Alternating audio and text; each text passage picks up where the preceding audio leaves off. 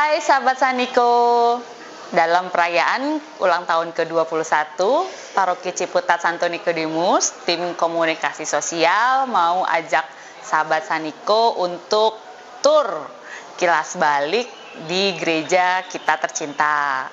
Nah, saat ini saya sudah bersama dengan Pak Widodo. Halo Pak Widodo. Halo. Pak Widodo ini anggota DPH dari tahun 2021 sampai 2024 ya. Nah, kenapa saya ajak Pak Widodo? Karena beliau cukup sudah mengenal paroki kita dari lama ya Pak ya. Dari lama sampai dalam posisi atau dalam kondisi seperti ini. Gimana Pak Wid? Kita kira rutenya bagaimana nih? Oke, baik Mbak Fani. Kita mulai dari pastoran lama, kemudian kita nyebrang ke dalam gereja, lalu bisa ke gedung karya pastoral yang baru. Terakhir mungkin kita tutup di Gua Maria gitu. Siap Pak. Oke, mantap. Jadi teman-teman, sahabat Saniko, langsung aja ya kita menuju pastoran lama.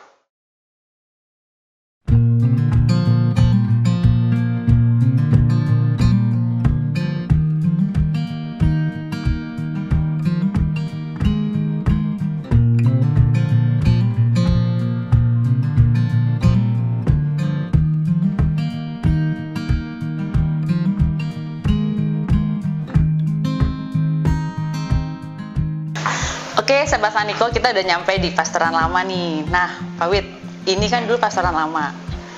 Tapi kan sekarang udah kayak gini. Coba dulu tuh apa gitu? Tempatnya siapa? Atau mungkin Pak Wid tahu dulunya di sini tuh romonya, zaman romonya pemerintahan Romo siapa? Oke, Mbak Fani. Sebetulnya ini pastoran pertama kita yang kita miliki. Kita miliki Jadi ya. gereja itu punya pastoran pertama, milik sendiri ya. Nah ini sebelumnya itu pastoran menyewa atau ngontrak di Jalan Haji Eco nomor 51. Oh, agak di sana ya. Ya. Kira-kira tahun 2001 gitu kita mulai membangun setelah membeli rumah dari salah satu pemilik komplek Mabat ini. Nah, berdiri bangunan pastoran yang pertama seperti ini. Jadi yang tinggal di sini pertama kali adalah Romo Widi. Nah, kita bisa masuk ke di mana kamar Romo Widi waktu itu. Kemudian pastor rekannya ada di mana. Oke. Mari Pak, ayo kita lihat. Ini kamar Romo Widi dulu yang pertama kali menempati ruangan ini. Tempat tidurnya masih sama. Tempat tidurnya masih sama, lemarinya seperti ini. Kemudian ruang kerja juga tetap di sini. Ini masih seperti dulu. Ini masih seperti dulu. Kamar mandi juga ada sebelah sini. Nah, seperti itu. Yang ini Mbak Fani, ruang untuk penempatan berangkas. Jadi karena kita belum punya ruangan khusus buat keuangan, berangkasnya dititip di sini. Lalu yang sebelah kanan ini adalah ruang untuk konsultasi. Oh, dulu kalau mau konsultasi berarti ke sini nih. Ya. Dulu saya belum pernah masuk sini nih, ngapain juga ya. Oke. Terus kalau ke atas ini apa? Nah, ke atas ini sebenarnya kamar juga. Yang menempati kamar atas waktu pergantian Romo. Setelah Romo Widi kan diganti.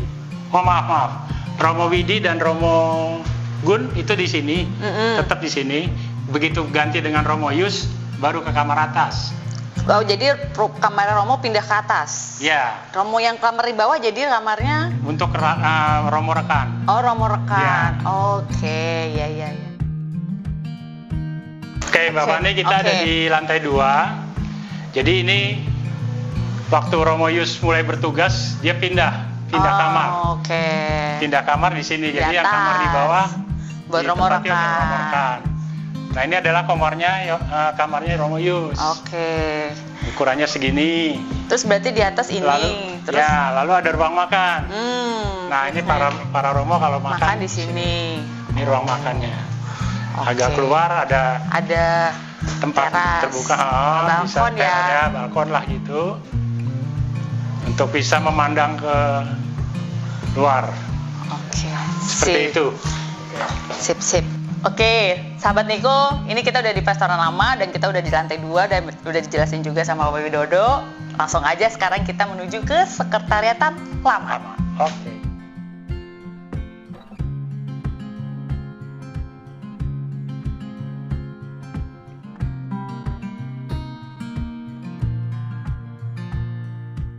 Sahabat Saniko, kita sudah sampai di Sekretariatan Lama. Nah, Pak Wid, ini dulu ya sekretariatan sih ya. Cuman ini apa gitu? Ini tempatnya apa, di ruangan apa gitu, Pak? Ya. Mungkin masih. Yang sini yang kita tempati sekarang ini ruang tamu. Ruang tamu. Lalu ini meja untuk penerima tamu. Jadi petugas sekretariat kalau ada tamu dia berada di belakang meja ini. Nah, ini ruangan apa, Pak? Nah, sekretariatnya sendiri itu di sebelah kiri sini, ini adalah sekretariatnya keuangan. Jadi yang menyusun pembukuan dan segalanya itu ada di sini. Yang di sini sekretariat administrasi, pintu yang sebelah sini. Ya. Lalu naik ke tangga ini sebetulnya kita menuju ke ruang Maria 2. Nah, itu udah masuk dari satuan gerejanya. Gedung jadi, menjadi kegiatan. Kesatuan dari gereja, gedung kegiatan. Seperti itu. Tapi tadi ada ruang brankas itu berarti nanti setelah kita punya ini? Selama sekretariat di sini, brankasnya masih di sana. Kenapa begitu? Karena yang berpenghuni adalah Pastoran Lama, bukan sekretariat. Gitu. Ya. Baik. Oke. Langsung aja ya kita naik ke lantai 2. Yuk, sahabat Saniko.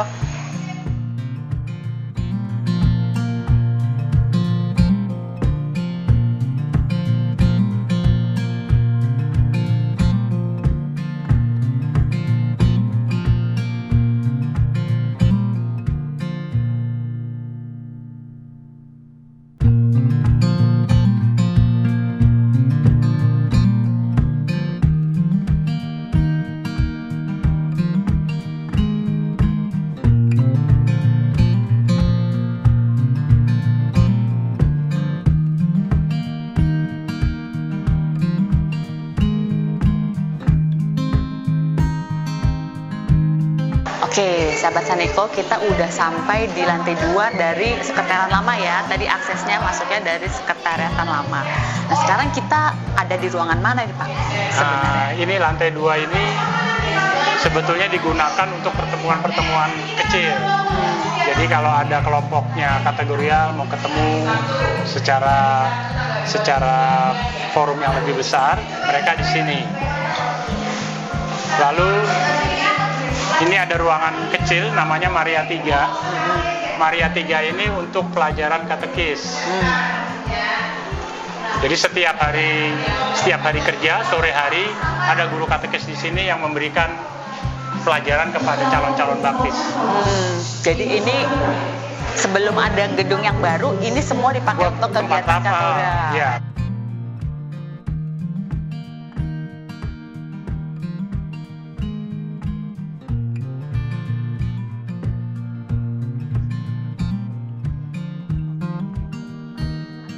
Turun setengah tangga ini ada yang namanya Maria 2. Ya. Nah, ruang Maria 2 ini diperuntukkan rapat pleno. Rapat pleno bersama ketua lingkungan, ketua wilayah, dan Dewan Paroki Harian. Nah, itu biasanya menggunakan tempat di Maria 2. Nah, aksesnya ke Maria 2 itu kan berarti ada dua ya, Pak ya? Ada dua tempat. Ada dua akses. Dari lantai 2 ini bisa ke sana, lalu kalau mau dari samping gereja juga bisa naik. Oke. Nah, habis ini kita kan udah selesai nih lantai 2 di sini, Pak. Kita kemana nih harusnya? Kita akan turun aja untuk melihat ruangan yang berikutnya. Maria 2. Ya, ruang Maria 2. Oke. Nanti dari Maria 2 kita bisa ke Maria 1. Oh, betul. Oke, Pak. Mari.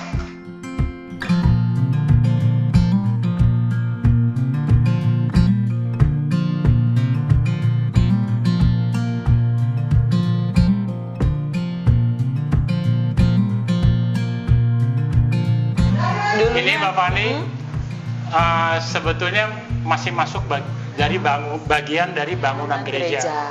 Tapi dulu ruangan ini digunakan untuk koster pertama yang bertugas di Gereja Ciputat.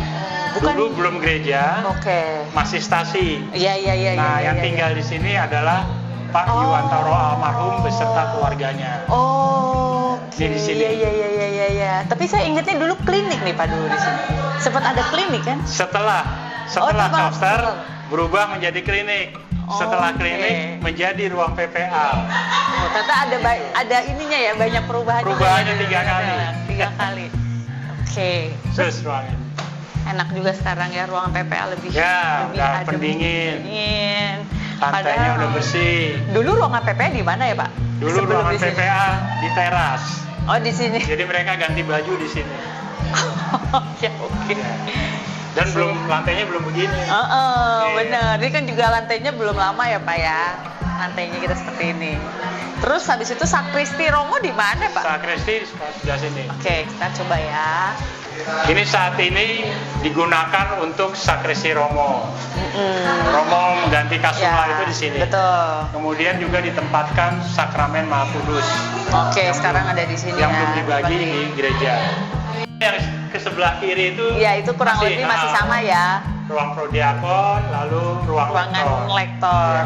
Tapi kan ada pintu jebolan. Nah, itu juga baru. Itu baru ya. Baru, tembus ke pastoran baru. Itu kenapa tuh Pak dibuka? Karena pertimbangannya waktu itu supaya Romo kalau hujan nggak kehujanan lewat depan, jadi bisa lewat belakang. I see. Gitu. Nah, sahabat Niko, ini udah tahu ya dulunya ruangan PPA tuh ada historinya ya. Sekarang kita langsung ke bangunan yang utama, yaitu bangunan gereja. Yuk, kita langsung ke gereja Satanikus. Mari Pak Pipit. Oke Pak Wid, kita sudah masuk ruangan gereja. Ini ada banyak perubahan sih ya Pak Wid ya. Mungkin kita bisa mulai dari mana nih Pak Wid perubahan? Kita mulai dari pilar-pilar yang banyak ini mungkin ya. Nah, awalnya pilar-pilar yang ada ini sebetulnya dulu itu berupa kaca nako. Sebentar, saya ingat-ingat. Kaca nako, coba diingat-ingat. Di sini kaca nako. Kaca nako. Dulu temboknya hanya sampai sini. Sampai sini. Batas gerejanya hanya sampai pilar. Iya, betul. Nah, sebelah sana itu ruang kosong lah, tapi udah di luar bangunan gereja. Nah, jadi kira-kira tahun 2003 itu kita pugar, tapi hanya atapnya. Nah, karena atapnya yang dipugar, maka tiang-tiang harus ganti. Nah, diganti berarti nakonya harus dibuka, lalu cor-coran untuk tiangnya kita perlebar. Nah, ini Mbak Fani yang betul-betul menjadi kokoh adalah tulang-tulang untuk buat atap ini itu dari baja. Baja yang besar. Wow. Jadi itu penggantiannya bener-bener masif ya Pak ya. Jadi kita aman. Kenapa kita kemudian memutuskan menggunakan baja yang begitu besar? Karena selama 1 tahun itu pernah secara konstruksi hampir rubuh gereja ini. Jadi kalau Mbak Fani ingat, itu kita pernah memasang semacam sling, kawat sling dari tiang diikat ke. Benar. Itu menghindari supaya gereja kita nggak runtuh. Karena udah kondisi seperti itu, maka kita putuskan membuat baja. Nah, ini sekarang sangat kokoh dan bisa dibanggakan lah konstruksinya. Betul-betul kuat, luar biasa. Saya ingat sih kayak dulu sempat ada bawah temboknya itu udah miring gitu ya Pak. Akhirnya mau nggak mau harus dipugar, terus kita ganti pilar-pilarnya. Setelah itu apa lagi perubahannya Pak? Ini yang perlu juga apa namanya ini? Backdrop altar. Backdrop altar itu pertama kali kita menggunakan styrofoam. Iya kan? Iya benar. Styrofoam, tapi nggak setinggi ini. Iya benar. Mungkin cuma separohnya. Benar. Jadi salibnya pakai salib kayu karena itu tinggalan dari waktu gereja ini stasi. Kemudian diganti dengan styrofoam. Setelah diganti dengan styrofoam, Romo Widi mengganti dengan lukisan dari kanvas. Iya betul. Dari kanvas. Gambarnya sama, salibnya tetap menggunakan yang lama. kemudian ada Nikodemus di sebelah Betul. kiri, Bunda Maria dan si Yohanes. nah itu sebelah kanan. Persis seperti Ya, ini. ya. Kemudian baru 3 atau 4 tahun ini kita mengganti dengan Ini apa nih, Pak? stainless. Ini stainless. Jadi salib dan ininya semua diubah total. Oke. Jadi maksudnya supaya tidak dimakan rayap, gitu. Nah itu Terpaksa. backgroundnya juga apa nih Pak? Kayu panel-panel. Ini di panel, belakangnya. ini panel tapi belakangnya udah tembok. Iya. Panel tembok. Tapi yang bisa dinikmati adalah si backdropnya ini yang terbaru lah katakan untuk gereja ini. Betul. Selain meja altar. Nah iya, meja Nah, ini kan altar meja juga altar lebih berubah nih. besar, Iya, berubah. benar. Dulu kecil banget, sekarang besar. Ini juga bagian dari perubahan di Betul. altar ya Pak Iya. ya. Oh. Dan ini undaan ini juga berubah Ini kan berubah. undangannya nih. Setelah menggunakan meja besar, kita pakai apa ini namanya? Tangga lah tangga. buat panti imam. Oke. Gitu. Ini kayaknya si ininya juga ditambahin ya Pak? Di kesini 2 ubin. Oh, Dari tambah sini. Ya, lebih maju lebih ya. maju. Oke. Jadi altarnya lebih luas. Betul. Oh, I see. Oke. Kalau perubahan lain selain Dan di lain, dalam altar? bangku umat. Nah, bangku umat dulu betul. menggunakan kursi lipat. Iya, Nah, iya. Kursi lipat. Itu zaman bawah lah, Pak. Iya. Lalu diganti dengan jenis kayu juga, tapi tidak sebagus yang sekarang. Ini adalah yang terakhir kita menggunakan. Terbaru ini ya. Ini yang terbaru. Oke, kalau bagian belakang itu Bagian ada belakang perubahan? masih sama. Di sana ada kamar pengakuan. Itu ada sakresti yang lama, sekarang Oke, udah nggak berfungsi. Kemudian di atas untuk ruang audio. Nah dulu kan nggak ada ya Pak? Dulu nggak ada, sebenarnya? itu hanya untuk ditempatkan barang-barang bekas di atas. Kita tutup. Jadi sekarang kita fungsikan untuk ruang audio. Oh, dulu sempat ada umat juga, sempat kalau zamannya penuh itu umat dinaikin ke atas. Dinaikkan, cuman itu sebentar karena khawatir konstruksinya nggak kuat. Oh iya betul. Ya. Oke. Nah ini kalau untuk pintu kaca dan terasnya Nah, ini kita baru menarik banget nih. setelah pasang AC. Nah ini pasang AC sekarang. Jadi saat COVID tahun 2020 itu ada penyumbang yang murah hati. Mereka menyumbang unit AC. Ada 6. Ada 6 unit AC. Dapat AC. Nah, kemudian implikasinya adalah kita harus menutup semua ruangan supaya tidak mubazir. Makanya ada pintu kaca di 3 sisi. Begitu. Ini karena ada AC jadi otomatis ditutup. harus kita ganti juga. Dan ini implikasinya juga ada perubahan juga nih di teras di dan luar di itu sal. relatif baru setahun 2 tahun. Oke, Mbak di sini kita mau ke depan aja ya Pak ya, kita langsung aja. Oke, sahabat Saniko, sekarang kita udah sampai namanya ini teras ya, teras. Gereja ya. Teman-teman pasti juga beberapa kali juga misalnya dapatnya di sini nih kalau telat, nggak dapat di dalam. Oke, Pak Wit, ini perubahan apa saja yang ada atau yang terjadi? Mungkin dari awal-awal seperti apa, terus sekarang saat ini udah seperti ini. Jadi sebelum teras ini direnovasi seperti ini, ketika itu ini adalah tempat parkir. Dulu banget ya, dulu banget. Itu pertama kali. Saya ingat. Tempat parkir, situ ada motor, kemudian kalau ada kegiatan PSE, itu juga di sini. Karena kita belum membeli tanah yang sebelah. Nah, ini dulu tempat parkir. Kemudian, gerbangnya masih sama ya Pak? Gerbang masih sama, yang hijau itu. Nah, lalu berjalannya waktu, ini baru mungkin 3 atau 4 tahun lalu, kita ganti atap-atapnya, kita dirikan ini namanya tenda sementara. Pakai terpal waktu itu. Iya, betul. Kemudian kita ganti pakai alderon itu baru tahun kemarin. Iya. Oke, ini juga pas ini yang ke atap yang baru udah baru. Ini paling baru kan? Paling baru ini karena waktu itu Romo Joy punya ide lebih baik ditutup. Sebelumnya itu rangka besinya masih kelihatan. Betul. Nah, ini Romo Joy sebelum Paskah dia minta untuk dibuatkan plafon. Jadi agak sedikit rapih lah. Sedikit rapih setidaknya ya. Dan AC-nya juga AC dapat sumbangan juga Mbak. Itu dari OKS. kita dapat sumbangan AC ada 5. Ada 5 kita pasang di sini. Yang menyusul 2 itu ada di bawah. Oke. Ini yang ditutup-tutup ini kaca pakai apa ini nih, Pak? Sebetulnya sejenis akrilik. Oh ya, akrilik. Sejenis akrilik. Gunanya adalah untuk menjaga supaya AC-nya nggak keluar. Ya. Tapi itu juga baru ya, Pak ya? Baru banget. Ini barengan ini sama AC.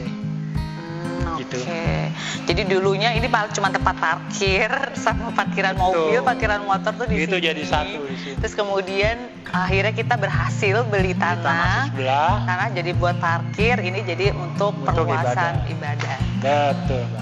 Nah, kalau untuk kapasitas nih setelah ditambah dengan teras dan saung mungkin ya, Pak? Ya. Itu berapa sekarang kita bisa mencangkup umatnya? Awalnya karena ini tempat parkir, jadi di dalam gereja itu kapasitasnya hanya 250 sampai 300 orang. Oh ya. Dengan kondisi kursi lipat ya. Oke. 200-300. Kemudian ada penambahan kursi yang baru dan penambahan ruangan samping kiri kanan saya itu menjadi 350 maksimal. Maksimal 350. Nah, kalau dengan tambahan di sini teras, yang di luar 300-an. Ini juga 300-an. 300, yang di bawah juga 300. Berarti 900. Jadi sekarang bisa menampung 900. Ya, more or less 900 umat ya. Oke. Nah, ternyata banyak juga nih sahabat Niko, kita sekarang sekali melakukan ekaristi kita bisa menampung 900 umat, kan luar biasa. Umat kita tuh sebenarnya kira-kira ada berapa ya, Pak? 4.000 sebetulnya. Oh, udah 4.000. Saya pikir tuh kayak cuma 3.000. 4.000. Bukan 3.000 something lah. Ya 3.000 something ya. Tapi mendekati 4.000. Tapi kalau secara terdaftar itu beneran emang sampai 4.000. 4.000 berarti. Karena dari biduk kartu keluarga itu 1.400 sampai 1.300. Oh iya, oke. Bisa jadi ya sampai segitu ya. Oke, sahabat Saniko, sekarang kita udah nih ya bagian gereja, udah tahu ya dulunya seperti apa. Luar biasa ya perkembangannya. Nah, sekarang kita masuk ke area yang sebelumnya nggak ada nih. Mungkin sahabat Niko dulu masih kecil, dulunya tuh hanya tanah lapang ya. Sekarang kita sudah ada gedung kegiatan. Yuk kita langsung ke sana.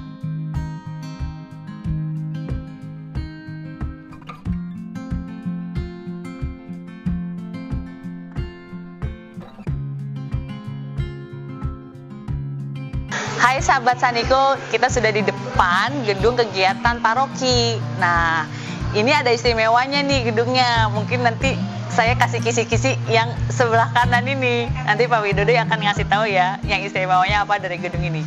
Langsung aja Pak Widodo kita masuk, tapi sebelum itu yang istimewa nih dari gedung ini apa Pak?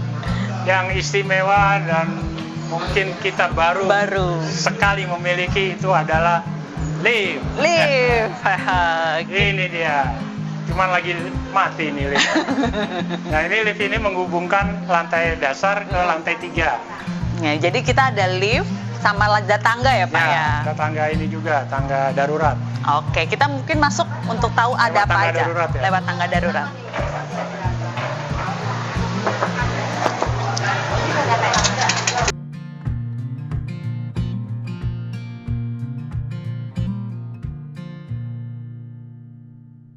Pak Wid, nih kita udah masuk ke lantai 1 gedung kegiatan paroki. Ini dipakai untuk ruang kesehatan berarti ya Pak ya? Jadi kegiatan di sini adalah kalau kita ada bakti sosial, di sebelah kiri ini ada ruang dokter. Ruang dokter. Kemudian yang sebelah sini nih Pak? Yang sebelah sini apotek.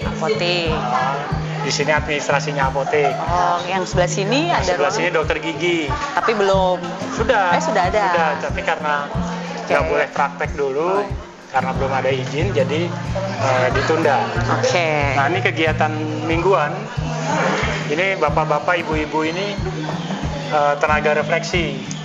Gurunya itu tuh Bu Margaret. Oke. Setiap minggu ada. Kedua ada kegiatan refleksi. Sip. Oke, kita langsung naik ke atas, mungkin lantai 2 Pak. Oke, ini lantai 2 ya Pak. Ini kita ada berapa banyak ruangan nih Pak di sini? Ruangannya ada Slamet Riyadi, Adi Sucipto, kemudian ada gudang, Slamet Riyadi, Adi Sucipto, ruang Maria dan Yosef. Nah, tadi kita sempat di gedung yang lama itu kan ada ruang DPH yang jadi khusus, terus kemudian jadi keroncong Nikodemus kan. Nah, sekarang ruang DPH-nya ada di mana, Pak? DPH-nya pindah di ruang Yosef Maria, Maria Yosef. Nah, bisa dibuka. Nah, ini tempat rapatnya bapak-bapak dan ibu-ibu DPH bersama Romo. Sekarang pindah di sini dan lebih nyaman. Karena lebih luas juga. Kapasitas 16 orang. 16 orang, terus tempat mejanya juga lumayan lebar gitu ya, Pak ya.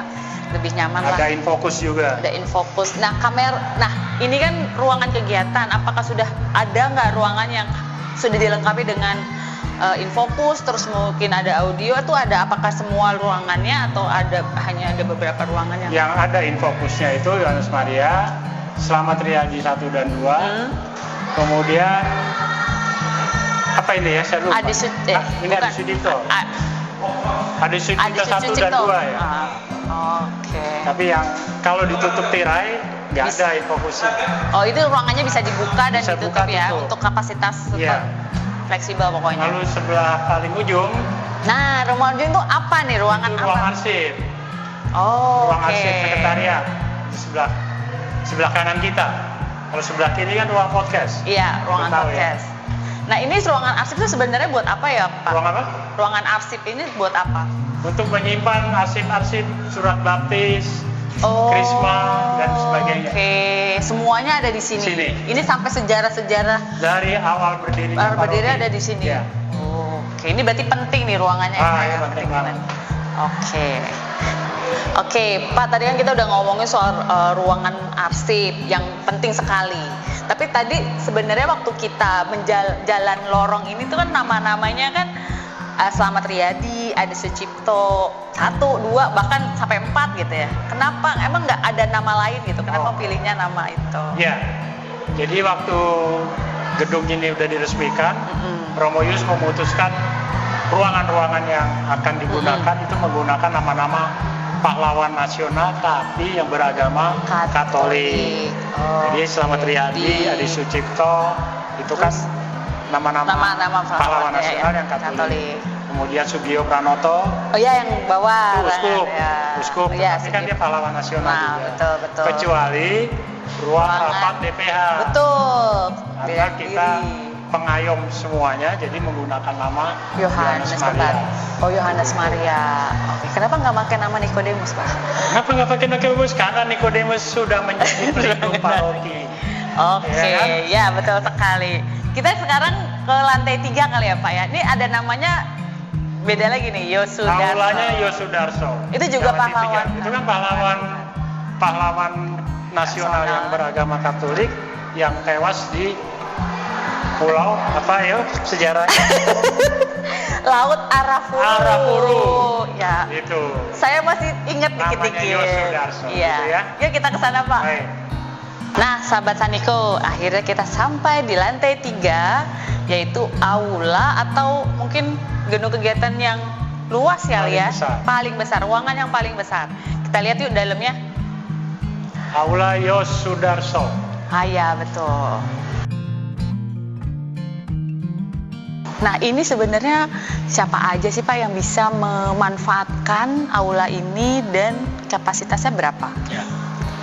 Aula ini digunakan untuk rapat Dewan Paroki Pleno yang jumlahnya sudah 32 ketua lingkungan, 8 koordinator wilayah, berapa puluh saya lupa kategorial, kemudian ditambah dengan DPH.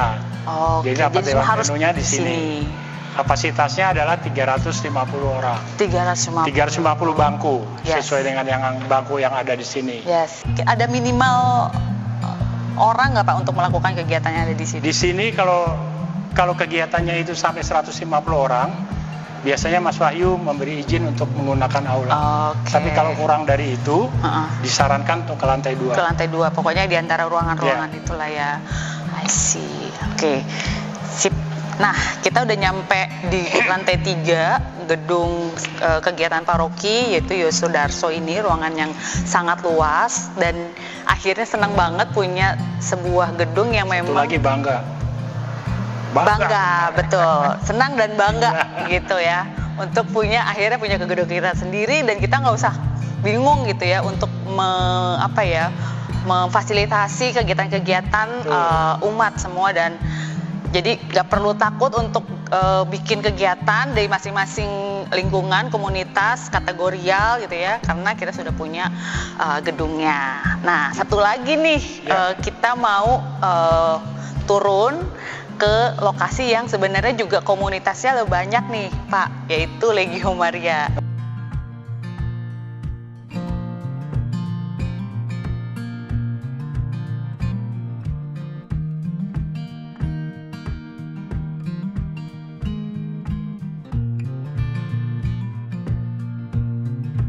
Sahabat Saniko, nah kita sudah di depan Gua Maria dari Nikodemus. Nih nama Gua Marianya adalah Gua Maria Bunda Hati Kudus Paroki Santo Nikodemus. Yuk kita lihat Gua Marianya ya, langsung aja. Mari Pak Wit. Yuk. Nah, Pak Wit, ini sebenarnya dulu kita kan nggak punya ya Gua Maria. Dulu tuh daerah ini apa ya? Ini sama dengan lapangan rumput sebelumnya yang kita jelaskan di depan tadi. Jadi masih kesatuan masih dalam kesatuan. Ya, kita awalnya tidak punya Gua Maria. Nah, ini dibangun di 2012. Oh, 2012. Peresmiannya ini Mbak tanggal 17 Mei oleh Monsinyur. Oke. Pertama kali kita punya Gua Maria. Jadi sebelumnya nggak ada. Iya sebelumnya. Tapi belum jadi seperti ini kan Pak dulu awal-awal, apa sudah sebagus ini? Udah berbentuk ini. Oke. Jadi sekali bangun desainnya udah seperti ini. Jadi ini yang mendesain juga oke banget, bagus. Kita dapat pujian dari paroki luar juga untuk bentuk Gua Marianya. Bagus, adem. Iya, betul. Jadi membuat umat betah untuk berlama-lama di sini. Oke, kita lihat coba ya Pak. Ya, kita ke dalam. Kurang.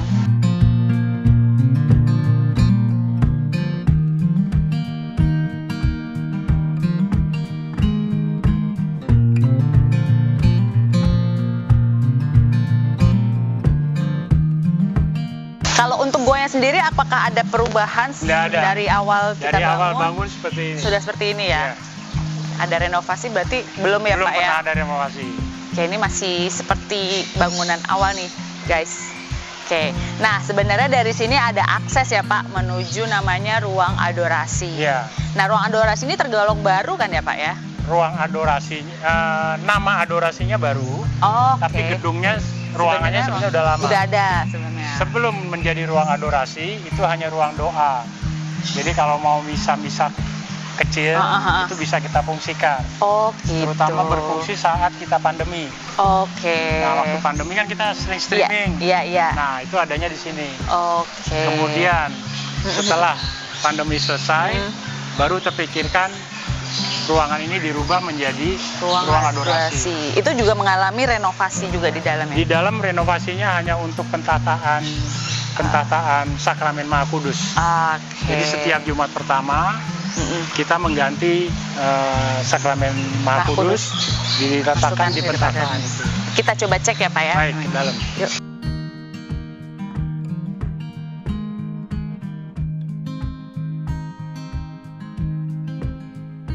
Sahabat Saniko, barusan tadi Sahabat Saniko lihat ruang adorasi. Kita nggak bisa ngobrol lama karena ada Sakramen Maha Kudus ya. Langsung aja kita ke pastoran baru ya, yang menggantikan pastoran lama yang tadi sudah kita lihat sebelumnya. Oke, langsung ya. Hai Sahabat Saniko, ini adalah kilas balik atau tur kita yang terakhir, yaitu pastoran baru. Langsung aja ya kita masuk dan kita lihat ada apa di dalam pastoran yang baru. Yuk. Oke. Hai sahabat Saniko, kita sudah di dalam pastoran. Nah, sebenarnya di sini ada ruang tamu ya untuk kita duduk dan Romo menerima tamu. Saya dan Pak Wit kita akan lanjutkan ngobrolnya sambil duduk ya kali ini untuk ngobrolin mengenai sisa dari tur kita kilas balik paroki kita tercinta Nikodemus. Oke, jadi Pak, untuk yang pastoran baru ini berarti kapasitasnya atau ruangannya ada apa aja di sini? Jadi untuk kamar tidur ada 4, Bapak. Oh, sekarang malah ada tambah 4, lebih banyak ya. 2 untuk romo paroki, 1 romo rekan. Lalu yang di bawah itu untuk romo tamu atau frater tamu yang bermalam di sini. Itu masing-masing kamar ada kamar mandi masing-masing. Dari ruang mandi. Lalu di atas juga ada ruang makan. Nah, ini ruang makannya ini ada perpindahan dari yang tadinya dekat dapur, kemudian ditaruh di tengah. Nah, ini tujuannya sebenarnya baik. Ini idenya Romo Joy sebetulnya supaya kalau para Romo itu keluar masing-masing langsung bertemu di meja makan. Betul. Nah, mereka bisa berkomunikasi di situ. Kemudian di bawah dapur ada dapur bersih, dapur kotor. Sebelahnya tempat ruang setrika. Oh, sekarang malah lebih lengkap ya. Kalau dulu kan malah nggak ada itu. Betul. Jadi masing-masing fungsi sekarang sudah punya ruangan sendiri-sendiri. Bahkan di bawah itu ada ruangan. Nah, kalau yang di bawah ada tiga kamar, yang 1 gudang. 1 gudang, betul. Nah, lalu duanya itu untuk inventaris kalau kita betul Natalan itu kan perlu barang-barang untuk disimpan. Nah, itu disimpan di gudang satunya. Yang satu lagi untuk lemari kasula. Oh, tempatnya jubahnya Romo. Gitu. I see. Nah, ini tuh kemudian ini kan pasti ada prosesnya dan itu tidak langsung ya Pak ya, untuk kemudian akhirnya perpindahan dari pastoran lama, terus kita akhirnya butuh buat pastoran baru deh gitu, kemudian ini harusnya lebih gede deh gitu. Nah, itu apa yang membuat kemudian DPH, tentunya pasti ini semuanya dipikirkan dari DPH gitu ya, perpindahan itu tuh dari pastoran lama, kemudian ini kayaknya dari pastoran lama pindah aja deh, kita bikin yang baru gitu, karena ada apa? Adakah indikator, ada penyebab yang membuat seperti itu? Begini, pastoran lama itu sesungguhnya adalah bukan asetnya kita. Padahal kita beli juga? Beli, tetapi bukan memiliki. Seperti halnya cinta tidak harus memiliki. Baik Pak. Nah, itu kita beli tetapi tidak pernah akan bisa memiliki, karena itu milik asetnya Mabat. Atas pertimbangan itu kita khawatir nanti suatu saat kemudian tidak bisa digunakan untuk pastoran lagi, makanya kita bikin yang baru. Pun juga supaya memfasilitasi beberapa kebutuhan lainnya juga. Betul. Ya Pak, karena itu udah maksimal juga nggak bisa diapa-apain. Dan sekarang kan lebih dekat. Pokoknya kalau ke gereja lebih dekat. Betul. Nggak kehujanan gitu. Betul. Nah, kalau untuk yang kan tadi kan kita udah beli sekian banyak luas tanah gitu ya. Nah, adakah cerita Pak di sepanjang perjalanan kita kemudian membeli tanah itu, terus kemudian dari akhirnya kita dan kemudian berdirilah si GKP ini. Berapa lama nih cerita pembeliannya nih? Nah, pembelian tanah itu dilakukan oleh kepanitiaan, oleh panitia. Kalau nggak salah waktu itu ikut terlibat itu Pak Bipi. Nah, karena dia ahli di bidang legalnya. Nah, tentu ada kendala karena ketika itu yang melepas tanah ini itu masing-masing ahli warisnya itu tidak sepakat. Ada yang ingin benar dijual, tapi yang satunya belum. Jadi akhirnya dengan upayanya Pak Bivi itu langsung bisa terrealisir, tapi prosesnya panjang. Itu berapa lama kita? 1 tahun lebih mungkin ya. Itu negosiasinya terus ya. Ternyata baru akhirnya setelah 1 tahun baru akhirnya itu terbeli ini si tanah ini. Di samping kita juga harus mengumpulkan uang juga itu untuk membeli. Iya. Dan dengan kemurahan Tuhan, ya akhirnya bisa menjadi milik kita. Pak Wid, ini kan tadi kita udah cerita soal perjalanan paroki kita dari dulusnya cuman bangunannya sampai teras itu ada udah parkir, sekarang kita udah punya lapangan parkir sendiri. Yang dulu parkir pastoran lama itu di sebelah sana, sekarang pastornya udah lumayan enak ya, kita udah punya pastoran yang dekat dengan gereja, juga kapasitasnya juga sudah lebih luas, dan kita bahkan punya gedung kegiatan baru. Nah, ini kan perjalanan lumayan panjang nih Pak. Nah, saat ini Pak Wid kan masih dalam pengurusan DPH untuk tahun 2024. Kita akan ada pergantian ya Pak ya di tahun ini untuk pengurusan baru. Nah, harapannya untuk mungkin perkembangan dari paroki kita juga termasuk umat di dalamnya. Kalau dari Pak Wid sendiri mungkin bisa kasih sedikit kata-kata buat atau semangat atau harapannya. Oke. Jadi saat ini sampai dengan sekarang ini kita sudah berhasil membangun fisik gereja. Betul. Perkembangannya begitu pesat. Dengan usia 21 tahun kita bisa punya pembangunan fisik yang segini besar. Ini kita syukuri. Harapan saya jangan hanya pembangunan fisik yang kita fokuskan, tetapi juga pembangunan iman untuk umat. Apa itu? Kita tingkatkan lagi pertemuan umat-umat di lingkungan. Jadi mohon dengan sangat kesediaan para romo yang bertugas di sini bisa membuat jadwal sesering mungkin untuk mengunjungi lingkungan-lingkungan yang ada di paroki Ciputat. Mungkin itu akan lebih bisa membangun iman Kristiani umat kita. Gitu Mbak. Yang pasti kalau misalnya dari umatnya juga sudah, romonya juga sudah dekat, umatnya makin dekat, kita imannya juga makin kuat. Mungkin seperti itu ya Pak ya. Sahabat Saniko, itulah perjalanan akhir dari tur kilas balik saya dan Pak Widodo. Terima kasih, semoga bisa menambah wawasan teman-teman semuanya. Bye. Selamat ulang tahun. Selamat ulang tahun Paroki Ciputat. 21. Maju OMK-nya, maju umatnya. Sarangeo.